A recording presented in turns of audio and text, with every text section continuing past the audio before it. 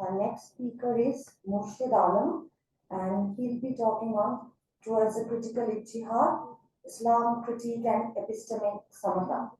Right, Murshed, are you there? Yeah, I am there. Kindly allow me to share my screen because it says that the host has disabled participants' screen sharing. Okay, I think I have shared Yeah, it's visible. my Visible, yeah. You screen. have 15 minutes, Murshed. Thank you. Okay. Thank you, Chair. I would also like to take the opportunity to thank Professor Purkasto for encouraging me to go ahead with the project. Uh, I am neither an expert on Islam nor on critical theory, and therefore I was thinking of dropping out, but his encouragement led me on, so I would like to thank him. But my arguments here, therefore, are provisional and preliminary. I would like to flag off a few points and which we may consider in our two-day discussions. And I would also like to share with you few instances of the critique that is there immanent in the discourse of Islam. Madhurima has already brilliantly prepared the ground for what I am going to do in this presentation. I would like to add just few more points to it. Uh, so I would like to begin with the very idea of critique and the normative, conceptual grounds that are inbuilt in the idea of critique that is coming from the West, and whether we can go beyond that or not. So, what is critique? I think at the heart of critique, there is a sense of dissatisfaction, with the prevalent order of things. There is then a refusal or an attempt to turn away from the existing. And this refusal prompts to praxis. That praxis is not unreflective praxis, but it is dialectically connected to theory. So critique entails the idea of a reflective praxis. So this triad of dissatisfaction, refusal, and praxis need to be kept in mind when talking about uh, critique. In his essay, What is Critique? Foucault talks about critique as the refusal to the governmentalization of both society and individuals by the ecclesiastical rule.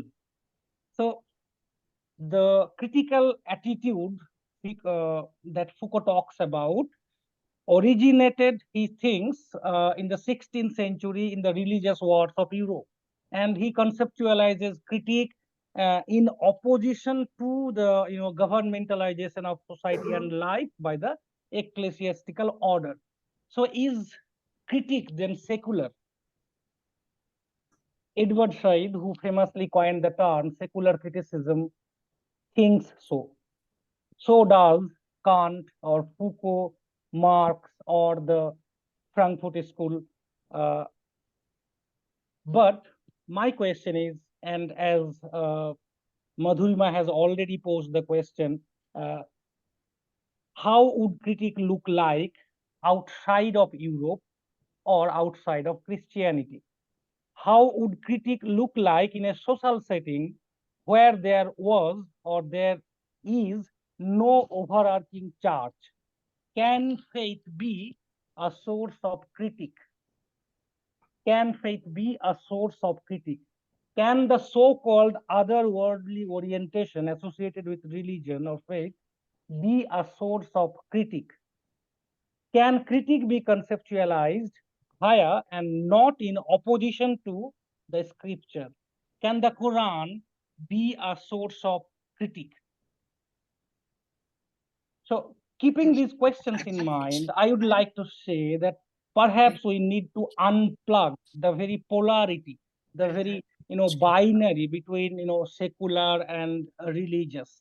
As there can be secular critique, there can also be religious critique based on the religious reason. So, and I would like to, put across few instances of the critique in which the Muslim community, premised on their faith on the Quran, is engaged in. Uh, and this is, I think, very important because uh, the kind of popular discourse about Islam these days we have, the kind of confirmation bias and Islamophobia in the popular discourse. Uh, in that prevalent discourse, perhaps the very conjoined term Islam and critique seems to be a misnomer. So there is a new common sense which views that Muslims live a life of epistemo-ontological immaturity. But is it the case? That is perhaps not, as I will try to show through few uh, instances. Uh, I would not delve deeper into the hermeneutical exercise that is there from the very beginning of Islam, uh, uh, because time won't permit me. Rather, I would go directly to the 3 or 4 instances that I would like to present as uh, the instances of critique.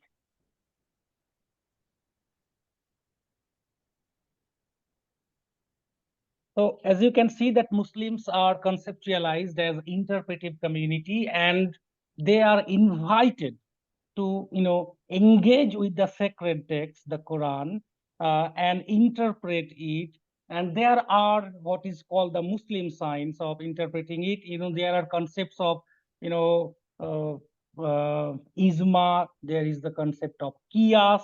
Uh, for example, Ijma talks about the uh, scholarly consensus of opinion, but Kias talks about analogical reasoning. But beyond these two, there is also the concept of Ijtihad that encourages you to interpret the text in the changing socio-political context. And this interpretive engagement with the sacred text or the Ijtihad, I would say, is very much crucial in understanding the kind of critique that we are trying to talk about here. Opposed to Ijtihad, there is the concept of taqlid, which talks about blind, adherence to the precedent. So, as opposed to taqlid, there is this concept of ijtihad, and that I have already said is crucial for understanding, the critical, interpretive, hermeneutical exercise that in Islam encourages. Uh, I would very briefly deal with 3, 4, instances of the critique that is there.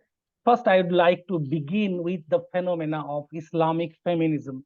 There are lots of debate about the role, position, and role of women in the Muslim community. Yes, there are problems. There are inherent patriarchy among many Muslim. I mean, in the Muslim community, but there is also an attempt coming out from the Muslim women who engage hermeneutically with the sacred text to, oppose that kind of patriarchal tendency in the community. So they say, there is a kind of hiatus, a dichotomy between what Islam preaches and what the Muslim community, has allowed the Muslim women, quote unquote, allowed the Muslim women to be and to do. So there are uh, scholars like Amina Wadud, Fatima Marnisi. They are, they have come up with this concept of Islamic feminism, and instead of rejecting, religion per se or Islam, they are deriving their source of critique from the Quran or from religion itself. Uh, for example, uh, the prevalence of patriarchy among the Muslims or in Muslim community, Muslim society, Amina Wadud calls completely un-Islamic.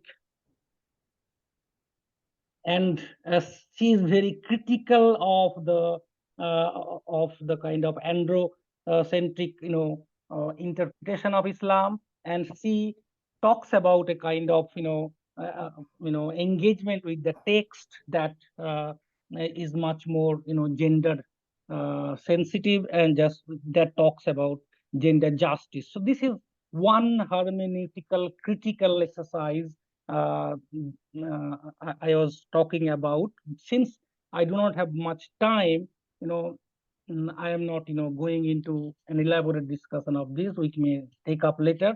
The second question that I am trying to highlight here, uh, we all know that the scholars have, characterized the existing, crisis, the climate crisis, quote unquote, uh, variously as Anthropocene, as Capitalocene, and there is now the concept of Westocene.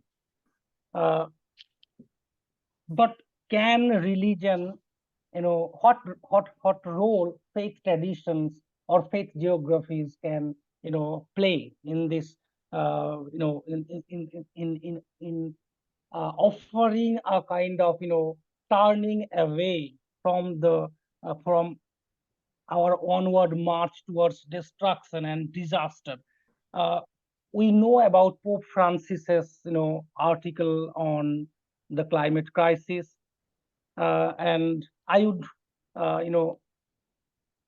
like to say that Pope Francis is very much engaging in a kind of critique here. Okay, and talking about Islam and its, and the role of the Muslim community in this critical juncture, we can say that there are many organizations, there are many individuals involved in conceptualizing or rather reconceptualizing Islam as a green deen. As you can see here, there is Ibrahim Abdul Mateen, who is from United States of America, and he is very much involved in organization building and a kind of movement that, that takes up this question of the problem of, an Anthropocene or Capitalocene or Westocene. And, the quote that goes here: the earth is a mosque and we are its Khalifa. So Khalifa means we are its steward. So there is this kind of, sacralization of the earth. The earth is a mosque, and we are here to look after that. And there are verses in Quran, like for example, there is a verse which says, "Wheresoever you turn, there is the face of God." So this sacralization of earth, everything is sacred on this earth. Murshed, sorry to interrupt. You have 2 minutes left. If you may wrap up. I have 2 minutes. Okay. Yeah. Yeah. Okay. Then I would move on to the I'm so next sorry about that. instance of critique. Yeah. So how Islam, intertwines Deen and Dunyadari. There is a picture from my district in Malda, in Sujapur, Kaliachok, which is known for all the bad sorts of things. Here we see a group of, people, mostly they are religious people. They have come up with a conceptualization of a different kind of economic endeavor, and they derives, their, praxis from the Quran. Okay, the idea of Islamic banking, not non-interest banking, non-accumulative living that the Quran talks about, and I'm sure all the other religious traditions also talk about. So here there is, an attempt to build Muslim fund trust that gives loan to the needy, to the poor people, not on interest. Okay, so this is, I would also say, very much a critical exercise. So there are other instances, like, the Pasmanda critique of the caste within the Muslim community, the question of caste, because we know that there is no theological justification uh, for caste among Muslims, but perhaps this is a South Asian phenomena, and there is also an attempt uh, to uh, to to counter such social stratification. And I would like to see that as a kind of critique. Finally, I would like to talk about critique as interfaith dialogue in this scenario of racial divide, animosity, religious violence. Can we conceptualize critique as interfaith dialogue? And here I have seen that many faith religious organizations, they are coming together, understanding each other, and promoting the idea of peace. So that I would also conceptualize as a kind of critique to the prevalent situation that is there. So finally, as Madhurima has talked about the decolonization of critique, that we need to go beyond the normative principles of critique that has come out from the Western context. Perhaps we need to go beyond the binary of secular and the religious to Am I conceptualize audible to a you? post-secular kind of critique that is immanent to the religious traditions. And okay, I would end here. Thank you. Thank you. That would be great. Thank you so much. I really hate to do this, but if you can.